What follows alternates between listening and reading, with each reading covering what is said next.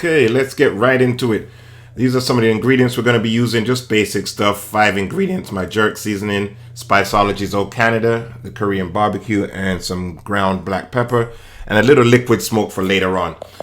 So I'm just using the ingredients that I have. That's the part of being a great chef or a good cook, is that you use the ingredients available at hand. So just kind of follow along, but you don't necessarily need these. You can interchange with whatever you have. So this is a St. Louis style rib, which is really just a spare rib with the top part cut off. And they're flat. They come from the pig's belly, just right under the breastbone. St. Louis style ribs are flatter than baby backs, and they have more fat and a little bit more media. So they can lay down better, so they're easier to brown, or place them on the grill. These actually cook way better on the grill than they do in the oven. But again, we're doing what we can, and we're cooking these in the oven, and they're going to be just as delicious. I'm going to take off this little part here at the end and the other end only because I need it to fit on my baking rack. You do not need to do this. If you have a large enough baking rack, just feel free to leave them on there. I just can't fit it on the baking rack that I have available right now. So this is what I got to do.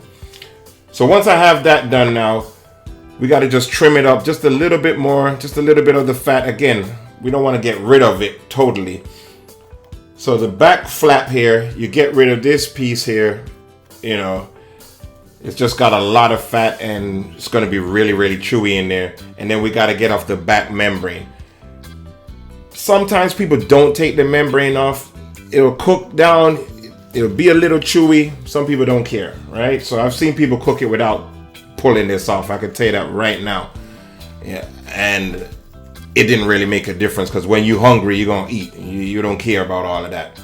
Personally, I think it's too chewy. It takes a couple minutes. If you pull it from the side I just showed you, and just one straight pull across, it comes right off.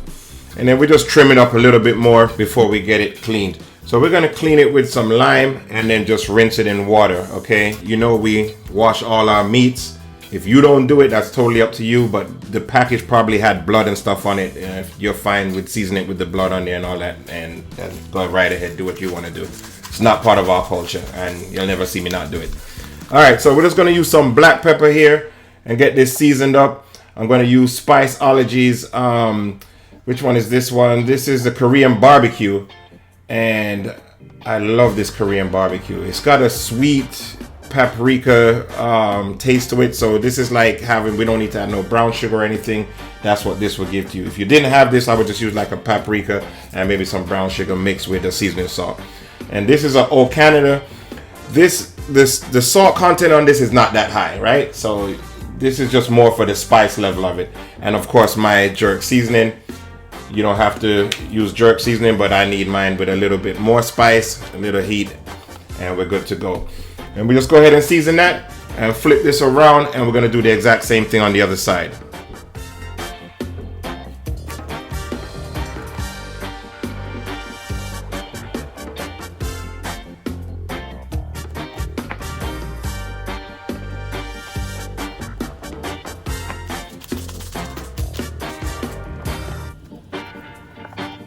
So there we got that seasoned, looking beautifully.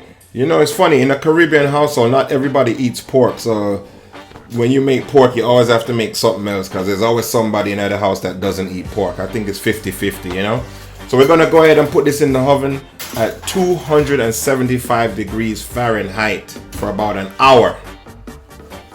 Just taking a quick look at it. And down there is the pieces that we cut off. We put them in there also. So it's coming along nice. We might as well go ahead and make the sauce while we're waiting. So with this, we're just going to use, again, ingredients that I have. But this came out fantastic. I've done it before, so I figured I'll show it to you guys. We're using some tomato ketchup, a little bit of soy sauce, just a few drops of that. Nothing too crazy. Okay, so now we're going to use about a Jamaican-sized tablespoon of raw organic honey. We don't have the little spoon things. We just eyeball it. And we're using the W sauce, Worcester sauce, or however you pronounce it. Just a couple teaspoons of that. The Japanese barbecue sauce. You don't need to use this, but it's good. And then we're just gonna add back some of our Korean barbecue spice, and again, my jerk seasoning. I know I keep saying you don't need to use stuff. It's because we're creating this as we go along. We're gonna throw a little Dijon in there, but after this Dijon, I'm gonna show you the secret ingredient, the number one thing. Yes, Macallan 12. You gotta do this. Some people use Hennessy or any kind of brown liquor you can use for it. I drink Macallan, therefore I use Macallan. I will just go ahead and let this simmer and for about 20-30 minutes and wait until the ribs are done in about an hour. So here we're taking it out an hour. This is 2 hours these ribs have been going. I'm gonna go ahead and baste this, you know, let's get a nice baste on it, all of the ribs, them all over. And then now we're gonna move it to a foil paper so that way I can steam them out. This is like a double process way of making these ribs. You could leave it in there like this, as if it was on a grill where you didn't have to do it. I just think it takes a little bit longer to me. Even when I cook on the grill, I still end up putting it in foil paper so that it can steam out. So here we're gonna add a little water, and I put some liquid smoke in there just to give it that extra smokiness. Again, not a necessary step you need to do. So total, these ribs are gonna take us about 2.5 to 3 hours to make, right? So just wrap that up tight and we'll put it back in the oven for another 30 minutes or so. If you didn't want to do this, you could have just wrapped this up real quick and put it in the oven on 350, I would say 375 for about an hour and a half or so, and the ribs will be done. Hour and 45 minutes. But this way it just comes out way better. They stay on the rib more, they don't break apart. So now we're just gonna baste it again with the last of the sauce that we made. But what we're gonna do this time, we're just gonna put it back in there. We're gonna turn up the oven to about, I don't know, maybe 400 or so, just so that this can caramelize on top. That's it. It's nothing, we're not recooking. It's cooked right now. It's done, finished. So this is 15 minutes later. We have to make it rest, guys. Let it rest, okay? And rest before we cut. So here we're gonna cut, and you know, this is the money shot right here. Let's see. Look at that, beautiful, tender, juicy, and no complaints from nobody. Sauce just enough for me.